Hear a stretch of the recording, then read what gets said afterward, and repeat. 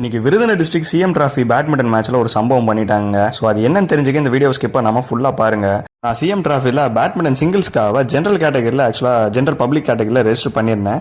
இதோட லொக்கேஷன் எங்கே போட்டிருந்தாங்கன்னு பார்த்தீங்கன்னா வெப்சைட்ல எல்லாமே SDAT விருதுநகர் போட்டிருந்தாங்க. ஸோ கவர்மெண்ட்டோட ஸ்போர்ட்ஸ் காம்ப்ளெக்ஸ்.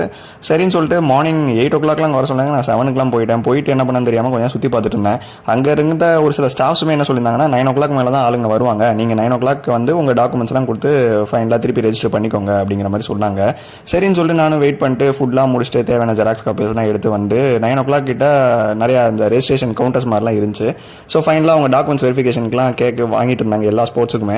அங்கே போய் கேட்டால் தான் எங்களுக்கு பயங்கர ஷாக்குங்க. கேட்டால் இல்லை SDATயில் இன்னைக்கு பேட்மிண்டன் நடக்காது, செந்தில்குமார நாடார் காலேஜுக்கு நீங்கள் போங்க, அங்கே தான் நடக்குதுன்னு சொல்லி ஒரு பயங்கர ஷாக்கை கொடுத்துட்டாங்க. நான் ஏற்கனவே ஆல்ரெடி ஊர்லேருந்து 50 60 கிலோமீட்டர் டிராவல் பண்ணி வந்திருக்கேன். இப்போ திடீர்னு வந்து ஒரு 2 hours கழிச்சு வந்து இப்படி சொல்கிறாங்களே அப்படின்னு சொல்லி எனக்கு பயங்கர ஷாக்கிங்காக இருந்துச்சு. இதை அவங்க சொல்லும் போதே 9 மணி ஆயிடுச்சு. சரின்னு சொல்லி டக்குன்னு கூகுள் மேப்பில் போட்டு வண்டி எடுத்துகிட்டு வேகமாக போய் அந்த காலேஜுக்கு நாங்கள் உள்ளே போயிட்டோம். பட் அங்கே நல்ல வேலையாக மேட்ச் ஸ்டார்ட் ஆகலை. பட் லாஸ்ட் மினிட்ல ரொம்பவே ஒரு மாதிரி டென்ஷன் ஆக்கி விட்டுட்டாங்க. என்னன்னு கேட்டால் ஒரு சில பேருக்கு மட்டும் கவர்மெண்ட்லேருந்து நேற்று நைட்டு 9 மணிக்கு மெசேஜ் வந்திருக்குதான். எனக்கு மெசேஜும் வரல, எந்த நோட்டிஃபிகேஷனுமே வரல. ஆக்சுவலாக எனக்கு மட்டும் தான் அந்த பிரச்சனைன்னு பார்த்தா நிறைய பேர் இதே மாதிரி அந்த SDATக்கு போயிட்டு திருப்பி ரிட்டர்ன் கேட்டுட்டு தான் இங்கே வந்தாங்க. ஸோ கவர்மெண்ட்டில் இந்த மாதிரி ஒரு லொக்கேஷன் சேஞ்ச்லாம் பண்ணால் ப்ராப்பராக நோட்டிஃபை பண்ணாதாங்க நல்லாயிருக்கும்.